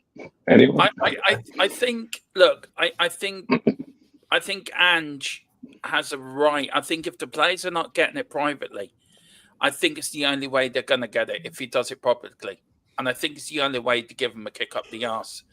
You look at Johnson. Look, I think Johnson will. I think Johnson's got talent. I really do, and I think he will make it. I think his track and back needs to be improved. Of course, it does. I think you look at Sonny. Sonny hasn't been at his best, but I think with some players you got to put the arm around the shoulder. I think other players you got to publicly give them a dressing down, and I think with Ange, I think he tries to do it privately. He tries to do it behind the scenes. But if that doesn't work, what other option does he have but putting it out there in the public domain to shame the players into, hang on a minute, if the manager doesn't think I'm up for it, I need to pull up my socks and get something done here. I just don't know what more Ange can do. And to me, it seems like some of the players are not playing for him. I don't know if any of the lads here feel the same way. I think some of the dressing room is for him, some of the dressing room against him. You got Romero coming out, calling out the board. I have no problem with what Romero said or did. I think he was right to as a player. I think he's right to. But Dermot, come on. Is he calling out the board for the fans' benefit and his benefit, or is he engineering a move out of Tottenham? Because it's not hard. All you got to do is look at previous players like Danny Rose, who criticised Daniel Levy. You find yourself bounced out the door very, very quickly. Madrid have been circling. Let's not pretend he's doing that for our favour. Surely not. I don't think Romero's like Danny Rose, to be fair. I think his heart's in the right place. I do. I generally like to believe his heart would be in the right place. But I think everyone is entitled to their opinion. I think everyone's entitled. I think Ange is frustrated. He's tired. He's angry. He's got a major injury crisis at Tottenham, the worst that I can remember in a long, long time. And he's got players not pulling their weight. And I think he's just absolutely not lost the plot, but I think he's at the end of his tether. And I think he's just coming out, he's angry, and he's just saying things he probably wouldn't normally say if he was calm. But look, I just feel some of these players have to look at themselves in the mirror and really pull their socks up and try to do something. But, let's be fair, Dave. Danny Rose didn't exactly get sent out of the club, did he? I mean, if we were actually, he just didn't play again. If we had our shit together, we'd have sold him to Chelsea for 50 million and reinvested that. Do you know what I mean? Like, this is the problem with Spurs: is we try and act like a really, really big club, but we're not. Like, we should we should have sold Ericsson when people were saying 80, 100 million. We should have sold Delhi. You know, we should have taken that money and reinvested, but we don't. We hang on to players, and then we put players in positions like Son, who's run himself ragged, and now he's 32 and can't do the things that we want. But like, you know, Danny Rose didn't get pushed out. He just, you know, that's one of the multiple things that we've managed wrong over the last 5-6 years, you know? Well, they wanted him out. He just took a stance and refused to leave. Right, yeah, but that was, you know, that was after the Chelsea thing. Like, I think he'd have bitten the club's hand off to go to Chelsea for 50 million. I think that was kind of the thing that started the whole issue in the first place. So I don't know, but yeah, that's a different subject for a different day. I think with the Romero stuff, I think I agree with you, Dave, about sort of Romero potentially wanting out. I think it's kind of a last-ditch attempt to either force change at the club or to force the board's hand to say, okay, he's got to go if he's going to be, you know, criticizing us to the fans. I think that Romero has been pretty vocal in the past about how much he loves London. You know, he's building a family here, right? And I think that if the club could match his ambition, then he'd be more than happy to stay, or move to one of our London rivals. Not that I think that would ever happen, but you know, you could see Chelsea going in and offering something ridiculous for Romero, and you know, it'd be a case of whether you actually let him go there. I'd personally say no, because I never want to directly strengthen a rival, and these clubs like doing business with each other. And as someone mentioned earlier, a nice little circle jerk of all these like London clubs that they always make us watch from the cupboard, you know. And we never seem to reap the benefits of this, you know. Like, even like United and Chelsea with the Sancho thing. You know, they're going to get Sancho for 25 million. Whether I think Sancho would have succeeded here or not is kind of irrelevant. It's just kind of the way that it's been going. But I think with Romero, it's kind of like if it doesn't work out for him, he goes to Real Madrid or he goes to Barcelona or one of these big clubs. If it does work out for him, then obviously, ultimately, he doesn't have to uproot his family again, and the club start to challenge for trophies. Because let's be honest, he's a 26-year-old player. He's won the World Cup and he's won 3 Copa Americas or 2 Copa Americas. He's finished international football, right? He's won it all. To quote Jay from the In-Betweeners, he's completed it, mate. But sort of domestic football, you know, Atalanta. He was at Atalanta, right? I don't think Atalanta were exactly pulling up trees while he was there. So I don't know if he'd won any trophies before he came to Spurs domestically or not. And it'll be a shame, like it is for Kane to have not won any trophies, but for now, for a player like Romero to not be able, Jet Spence, to not be able to win something with us as well. Just quickly on there, you know, it's stuck in my mind now, you know, watching from the closet. That used to be Wenger, you know, the voyeur. Isn't that what Mourinho called him? That used to be his job, watching from the closet. I remember Mourinho called him a voyeur and he lost the plot. That was absolutely brilliant. Anyway, moving on. So the lineup is out for tonight's game. We are just under an hour away from kickoff, and it is Fraser Forrester in goals. Jedi Spence-tacular, baby, is in at right back. People have been calling for him. Well, Postecoglou has delivered. Archie Gray and Dragusin take up the centre-back role with Destiny Doji at left back. Sarr, Bergvall and Madison form your midfield 3. And I presume Sarr and Bergvall will be a double pivot with Madison operating in the cam. Kulusevski outright, Son off the left, and Dom Solanke through the middle. So Pedro Porro, Brennan Johnson have been dropped from the lineup. On the bench, Austin, Pedro Porro, Alfie Dorrington, Young King as well, Young Hardy, Olasesi, Werner Johnson, and Will Lancashire. So we've only really got 3 experienced players off the bench today: Pedro Porro, Werner, and Johnson. After that, you're looking at maybe a Dorrington, a Lancashire, potentially an Olasesi to get in there. I think Hardy and King are just there to make up the numbers, but nonetheless, a very good experience for them. Well, I think the big debate was, would he go with Sarr or Bergvall in the pivot? It looks like he's gone with both. Let's go through the boys. Let's see what their thoughts are on the lineup, and let's get their score prediction. Chat, get in the chat. Let me know what your thoughts are on the lineup heading into this game. Is this the strongest one that Postecoglou could have made? The fact that he has dropped the likes of Pedro Porro to the bench, Brennan Johnson, is this him making a stand, bringing in the likes of Spence and Bergvall, maybe throwing one last roll at the dice and trying to show a bit of fighting spirit? Let me know. Dermo, thoughts on the lineup and score prediction, please, lad? Love it. Absolutely love it. Jed Spence playing, actually over the moon for that. I think the midfield looks good. I think the front three looks good as well.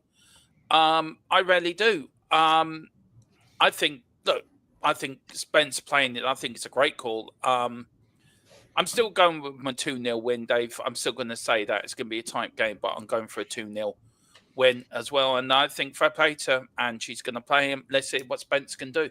Let's see him put in a Jedi performance and give a bit of Jedi magic on that side of the pitch. And let's hopefully that Tottenham get a win. Ange needs it. We all need it. In Ange we trust. We will win tonight. Oh, so you're confident with that lineup, Dermo? Just with Jedi Spence in there. What do you think about the midfielders as well? I like the midfielders. I like that Sarr and Bergvall. I thought Bergvall played well against Rangers the other night. I thought he's one of the better players. He's a talent. But yeah, I think I love Papa Sarr anyway. I think he runs he's like a little general in that midfield.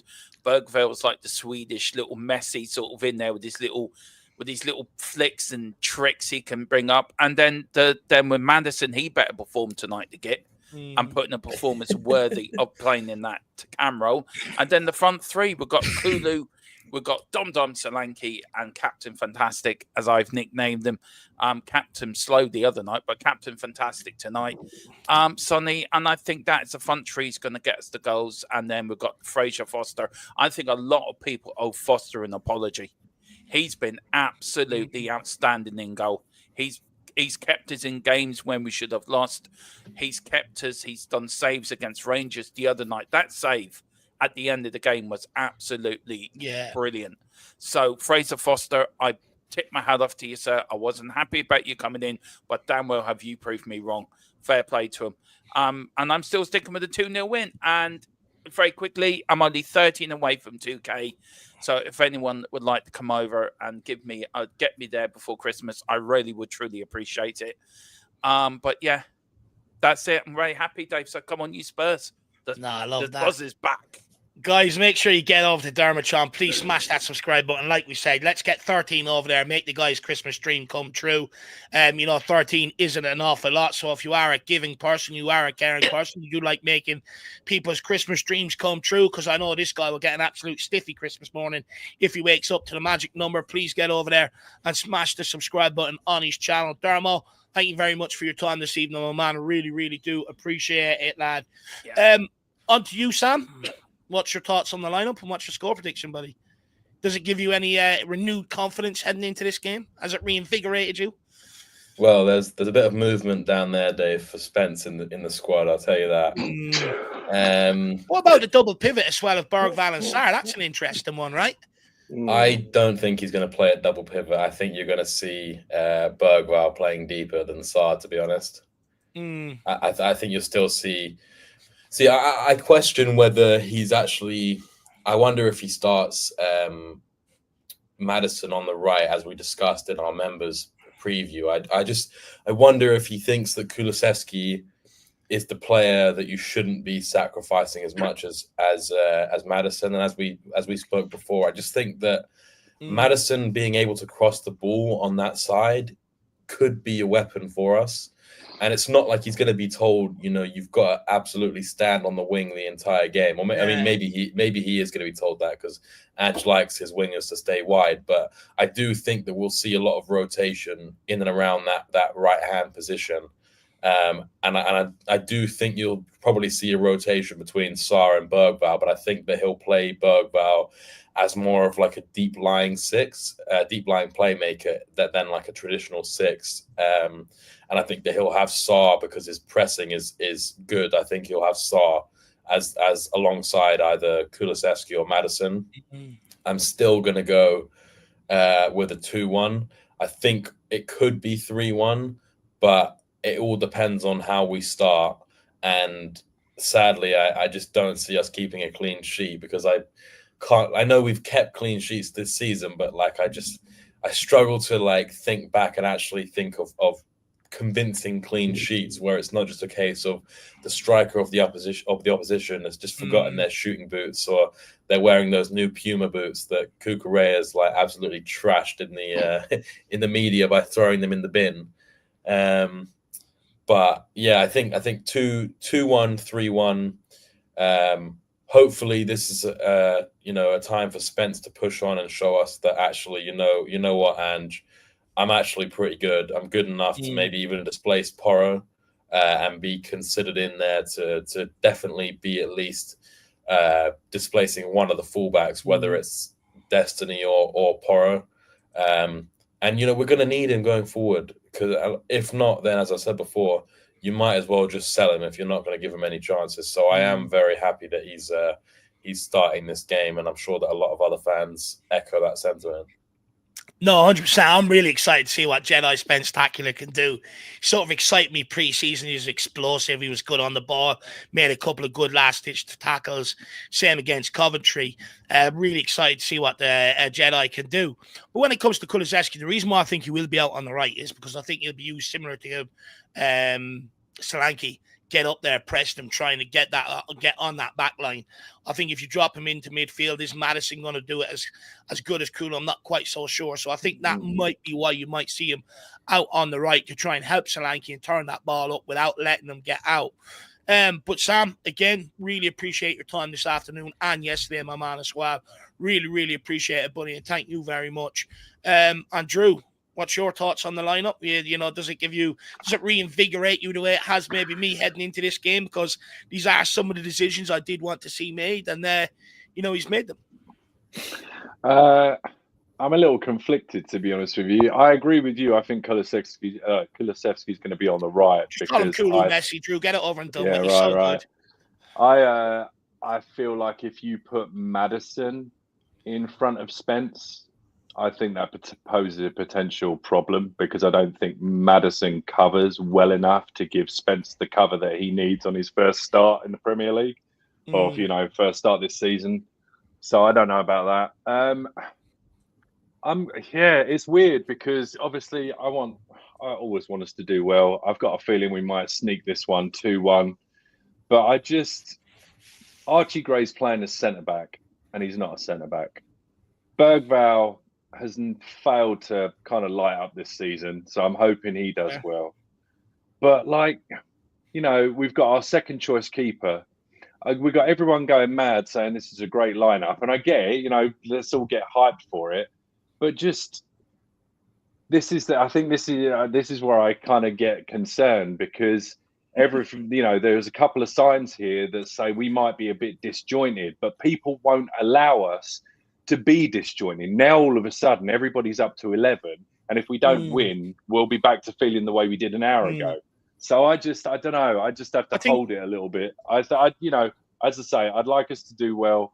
Obviously, it's nice to see a couple of the kids get a run out, but with kids, you should expect some inconsistency. So if we start off a little bit, 10, 15 minutes rocky, I don't want the chat to be like, oh, that shit, get him off, rah, rah, get somebody else on, buy a new manager, leave it out. Like, just, can we just hold it for 90 minutes and just see what happens?